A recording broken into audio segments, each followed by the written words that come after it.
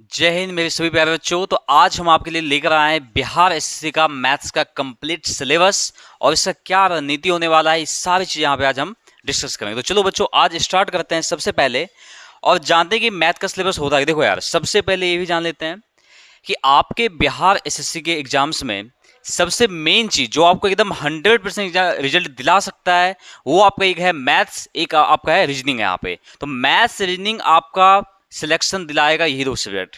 तो जो बच्चे इनसे दूर हैं आप इनके करीब आने का प्रयास करो। तो चलते हैं आगे।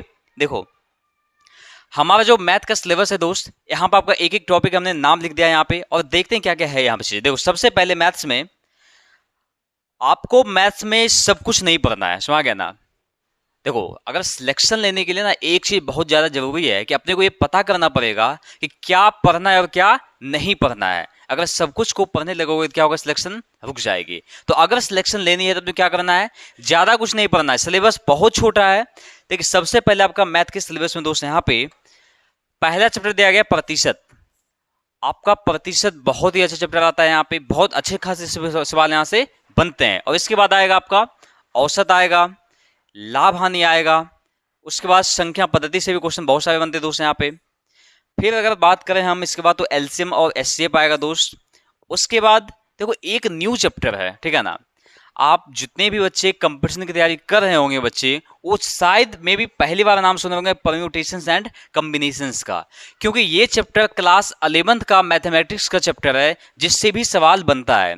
तो ये चैप्टर आपको एक अलग से करना पड़ेगा जो कि है क्या है आपका परम्यूटेशंस एंड कॉम्बिनेशंस है आपका। देखो आगे इसके बाद आपका दोस्त आएगा काल और समय आएगा, समय और दूरी आएगा, यहां से घातांक और करनी आएगा, एसआईसीआई यानी कि साधारण ब्याज और चक्रवृद्धि ब्याज आपका यहां से भी सवाल काफी सारे बनते हैं।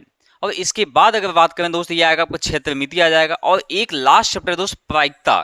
देखो वैसे तो प्रायिकता कभी कभी ही एग्जाम्स में सवाल इसमें बनता है, लेकिन देखो जो सवाल कभी भी अगर एग्जाम्स में कभी भी इसे सवाल पूछा गया है तो अपन लोगों को करना क्या है, बहुत ज्यादा आवश्यक है यहाँ पे।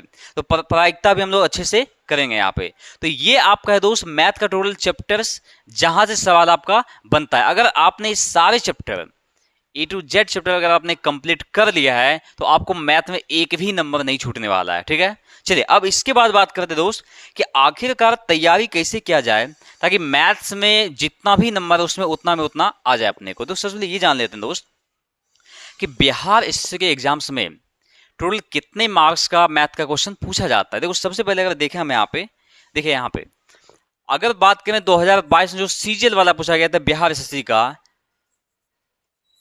इसमें आपका अगर देखो मैथ्स क्वेश्चन तो आपको 35 क्वेश्चन से मैथ का बनता है और 35 को अगर आप 4 से गुना कर दो कितना हो जाएगा बताइए,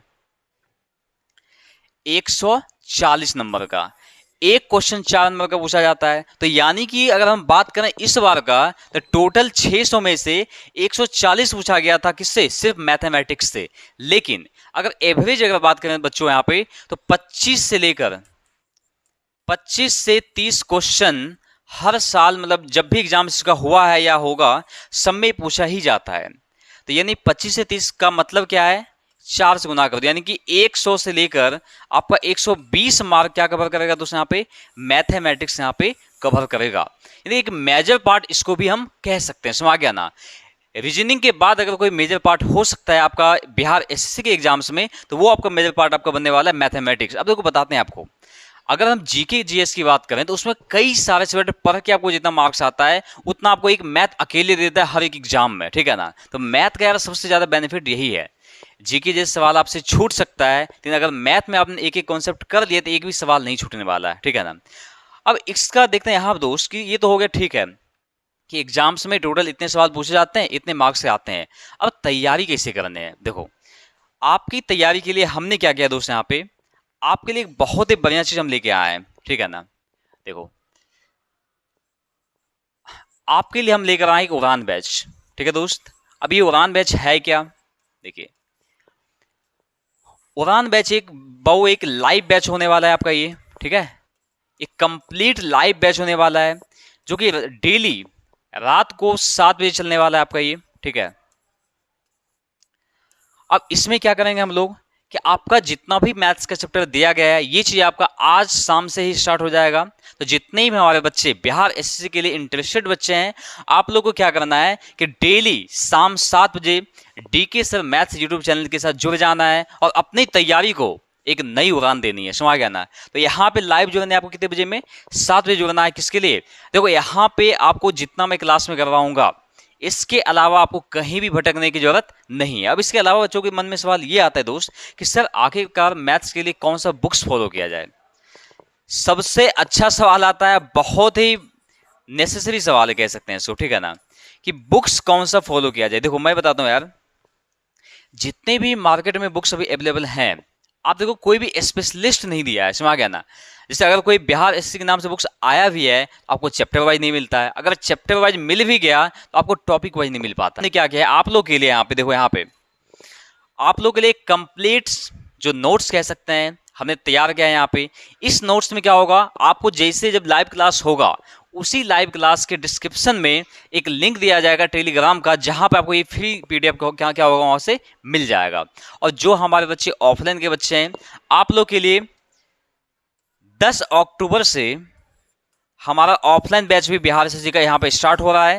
तो जितने भी बच्चे इंटरेस्टेड हैं आप हमारे ऑफलाइन क्लास भी आ सकते हैं, आपको नंबर वहां पे दिया गया होगा, ठीक है।